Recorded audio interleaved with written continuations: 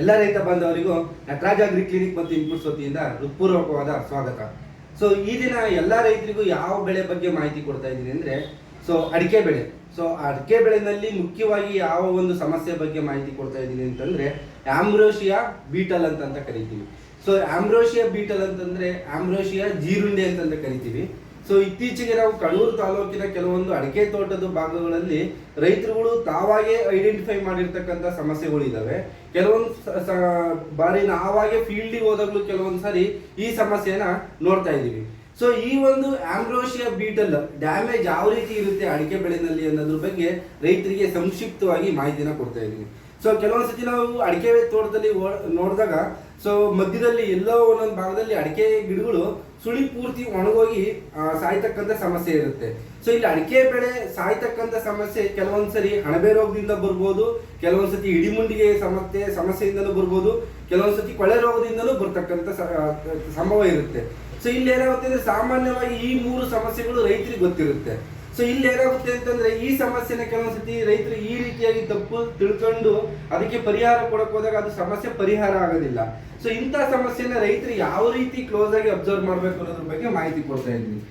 ಈ ಒಂದು ಆಂಬ್ರೋಸಿಯಾ ಬೀಟಲ್ ಇನ್ಫೆಕ್ಷನ್ ಆಯ್ತು ಅಂತಂದಾಗ ಈ ಅಡಿಕೆ ಮರದ ಕಾಂಡದಲ್ಲಿ ಏನಾಗುತ್ತೆ ಅಂದ್ರೆ 1 ರಿಂದ 2 ಮಿಲಿಮೀಟರ್ ಅಂದ್ರೆ ಈ ಬಟ್ಟೆ ಹೊಲಿತಕ್ಕಂಥ ಸೂಜಿ ಒಂದು ಗಾತ್ರ ಏನಿರುತ್ತೋ ಆ ಗಾತ್ರದಲ್ಲಿ ರಂಧ್ರಗಳಾಗಿರ್ತವೆ. ಆ ರಂಧ್ರಗಳನ್ನ ನಾವು ಅಡಿಕೆ ಮರನ ಸತ್ತೋಗಾದ್ಮೇಲೆ ಸೀಳ್ ನೋಡಿದಾಗ ಈ ರೀತಿಯಾಗಿ ಪೂರ್ತಿ ಕಾಂಡ ಭಾಗ ಒಳಗಡೆ ಸಂಪೂರ್ಣವಾಗಿ ಇನ್ಫೆಕ್ಷನ್ ಆಗಿರುತ್ತೆ. ಇಲ್ಲಿ ನೋಡ್ತಾ ಇದ್ದೀವಿ. ಇಲ್ಲೊಂದು ಮರದ ಇನ್ಫೆಕ್ಷನ್ ಆಂಬ್ರೋಸಿಯಾ ಬೀಟಲ್ ಇನ್ಫೆಕ್ಷನ್ ಆಗಿರ್ತಕ್ಕಂಥ ಮರನ ನಾವು ಸೀಳಿ ನೋಡಿದಾಗ ಪೂರ್ತಿಯಾಗಿ ಡ್ಯಾಮೇಜ್ ಆಗಿರ್ತಕ್ಕಂತಹ ಒಂದು ಸಮಸ್ಯೆ ಕಾಣಿಸ್ತಾ ಇದೆ. ಈ ಒಂದು ಸಮಸ್ಯೆ ಬಂತು ಅಂತ ಸಮಯದಲ್ಲಿ ಏನಾಗುತ್ತೆ ಅಂದ್ರೆ ಆ ಮರದ ಸಂಪೂರ್ಣವಾಗಿ ಬೇರುಗಳು ಕೂಡ ಸಾಯ್ತಕ್ಕಂಥ ಸಮಸ್ಯೆ ಬರುತ್ತೆ. ಎರಡನೇದು ಇನ್ನೊಂದೇನು ಅಂದ್ರೆ ಈ ಒಂದು ಕೀಟದ ಸಮಸ್ಯೆ ಯಾವಾಗ ಮತ್ತೆ ಯಾವ ಸಮಯದಲ್ಲಿ ಬರುತ್ತೆ ಅನ್ನೋದ್ರ ಬಗ್ಗೆ ಮಾಹಿತಿ ಕೊಡ್ತಾ ಇದ್ದೀನಿ. ಈ ಆಂಬ್ರೋಸಿಯಾ ಬೀಟಲ್ ಅಂತಕ್ಕಂಥ ಒಂದು ಏನ್ ಕೀಟ ಅಂತ ಕರಿತೀವಿ. ಇಲ್ಲಿ ಸಿಂಬಯಾಟಿಕ್ ರಿಲೇಶನ್ಶಿಪ್ ಅಂತ ಕರಿತೀವಿ, ಸಹಜೀವನ ಅಂತ ಕರಿತೀವಿ. ಆಂಬ್ರೋಸಿಯಾ ಅಂತಕ್ಕಂಥ ಒಂದು ಶಿಲೀಂಧ್ರ ಏನಾಗುತ್ತೆ ಅಂದ್ರೆ ಈ ಒಂದು ಜೀರುಂಡೆ ಮೇಲೆ ಸಹಜೀವನವನ್ನ ಮಾಡ್ತಾ ಇರುತ್ತೆ. ಈ ಶಿಲೀಂಧ್ರ ಏನಾಗುತ್ತೆ ಅಂದ್ರೆ ಆ ಬೀಟಲ್ ಮೇಲೆ ಬೆಳವಣಿಗೆನ ಮಾಡ್ತಾ ಈ ಅಡಿಕೆ ಗಿಡದಲ್ಲಿ ಇನ್ಫೆಕ್ಷನ್ ಆದಾಗ ಆ ಶಿಲೀಂಧ್ರ ಸಂಪೂರ್ಣವಾಗಿ ಆ ಟಿಶ್ಯೂನ ಸಾಯಿಸ್ತಾ ಹೋಗ್ತಾ ಇರುತ್ತೆ. ಒಂದ್ಸತಿ ಈ ತರ ಒಂದು ಆ ಕಾಂಡ ಭಾಗ ನಾಶ ಆಯಿತು ಅಂತಂದ ಆ ಟಿಶ್ಯೂ ಸತ್ತೋಯ್ತು ಅಂತಂದಾಗ ಸಂಪೂರ್ಣವಾಗಿ ಸುಳಿನ ನೋಡಿದಾಗ ಏನಾಗುತ್ತೆ ಅಂದ್ರೆ ಅಂದ್ರೆ ಪೂರ್ತಿ ಡ್ರೂಪಿಂಗ್ ಔಟ್ ಅಂತ ಕರಿತೀವಿ, ಮುರಿದೋಗ್ತಕ್ಕಂಥ ಸಂಭವ ಬರುತ್ತೆ. ಈ ಒಂದು ಇನ್ಫೆಕ್ಷನ್ ಆಗಿರ್ತಕ್ಕಂಥ ಮರಣ ಬಂತು ಅಂತಂದಾಗ ಏನಾಗುತ್ತೆ ಅಂದ್ರೆ ಈ ಡ್ಯಾಮೇಜ್ ಸಿಂಪ್ಟಮ್ಸ್ ಯಾವ ರೀತಿ ಇರುತ್ತೆ ಅಂದ್ರೆ 1 ರಿಂದ 2 ಮಿಲಿಮೀಟರ್ ರಂಧ್ರಗಳು ಇರ್ತವೆ. ಎರಡನೇದು ಈ ಒಂದು ಸಮಸ್ಯೆ ಬಂದಾಗ ಆ ಒಂದು ಕಾಂಡದಲ್ಲಿ ಗಮ್ ತರ ಅಂದ್ರೆ ಈ ಲಾಳೆ ತರ ಇಳಿತಕ್ಕಂತ ಒಂದು ಚಾನ್ಸಸ್ ಇರುತ್ತೆ, ರಸ ಒಂದು ಸೋರ್ತಕ್ಕಂತ ಒಂದು ಸಂಭವ ಬರ್ತಕ್ಕಂಥ ಚಾನ್ಸಸ್ ಇರುತ್ತೆ. ಪೂರ್ತಿ ಇದು ಮೆಚೂರ್ ಅಂದ್ರೆ ಜಾಸ್ತಿ ಇನ್ಫೆಕ್ಷನ್ ಆದಾಗ ಪೌಡರ್ ತರ ಬೀಳ್ತಕ್ಕಂತ ಒಂದು ಚಾನ್ಸಸ್ ಕೂಡ ಜಾಸ್ತಿ ಇರುತ್ತೆ. ಕಂಪ್ಲೀಟ್ ಆಗಿ ಏನಾಗುತ್ತೆ ಅಂದ್ರೆ ಒಂದ್ಸತಿ ಸಮಸ್ಯೆ ಬಂದಾಗ ಜಾಸ್ತಿ ಆಯ್ತು ಅಂದಾಗ ಸಂಪೂರ್ಣವಾಗಿ ಮರದ ಸುಳಿ ಒಣಗಿ ಮುರಿದೋಗ್ತಕ್ಕಂಥ ಚಾನ್ಸಸ್ ಜಾಸ್ತಿ ಇರುತ್ತೆ. ಈ ಒಂದು ಕೀಟನ ಯಾವ ರೀತಿ ರೈತರು ಹತೋಟಿ ಮಾಡಬೇಕು ಅನ್ನೋದ್ರ ಬಗ್ಗೆ ಈ ಮಾಹಿತಿ ಕೊಡ್ತಾ ಇದೀವಿ.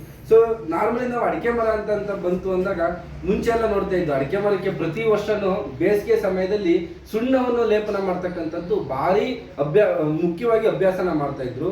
ಇಲ್ಲೆಲ್ಲಾ ಅಡಿಕೆ ಬೆಳೆಗಾರರು ಕೂಡ ಪ್ರತಿ ವರ್ಷ ಅಡಿಕೆ ಮರದ ಕಾಂಡಕ್ಕೆ ಸುಣ್ಣವನ್ನು ಹೊಡೆಯೋದ್ರಿಂದ ಏನಾಗುತ್ತೆ ಅಂದ್ರೆ ಫಂಜಿಸೈಡ್ ಆಗೂ ಕೂಡ ಒಂದು ಕಾಪರ್ ಕೆಲಸ ಮಾಡುತ್ತೆ.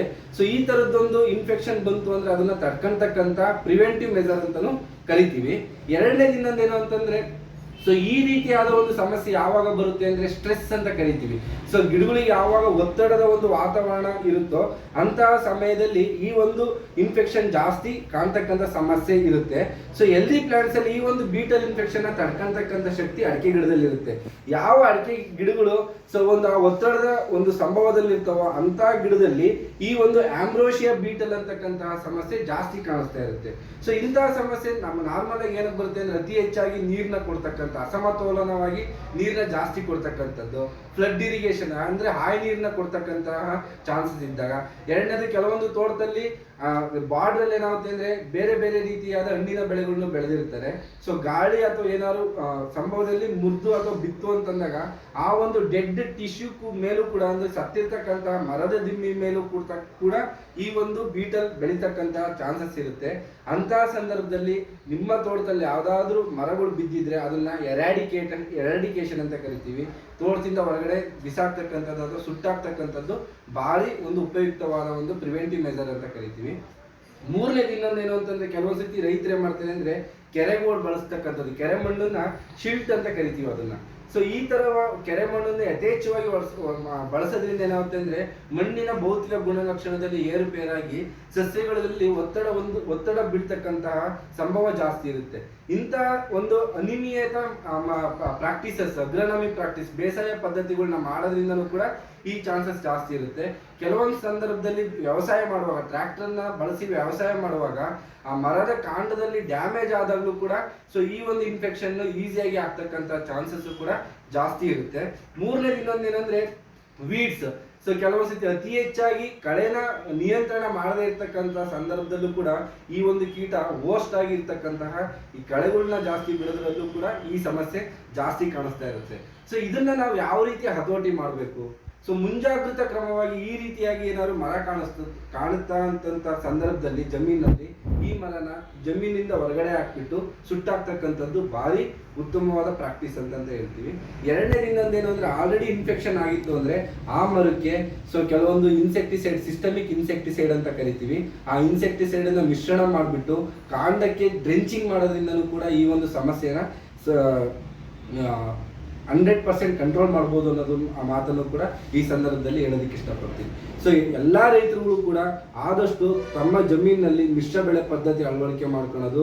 ಎರಡನೇದು ಅಡಿಕೆ ಬೆಳೆನಲ್ಲಿ ಕಾಂಡಕ್ಕೆ ಸುಣ್ಣನ ಹೊಡಿತಕ್ಕಂತಹ ಪದ್ಧತಿನ ಅಳವಡಿಸ್ತಕ್ಕಂಥದ್ದು. ಮತ್ತೆ ಯಶಸ್ವಿಯಾಗಿ ಮಿಶ್ರ ಬೆಳೆ ಪದ್ಧತಿನ ಅಳವಡಿಸ್ಕೊಳ್ಳೋದ್ರಿಂದ ಕಳೆ ನಿಯಂತ್ರಣ ಮಾಡೋದ್ರಿಂದ ಈ ಒಂದು ಸಮಸ್ಯೆಯನ್ನ ಯಶಸ್ವಿಯಾಗಿ ಕಂಟ್ರೋಲ್ ಮಾಡ್ಬೋದು ಅನ್ನೋದನ್ನ ಈ ಸಮಯದಲ್ಲಿ ಹೇಳೋದಕ್ಕೆ ಇಷ್ಟಪಡ್ತೀನಿ. ನಮಸ್ಕಾರ.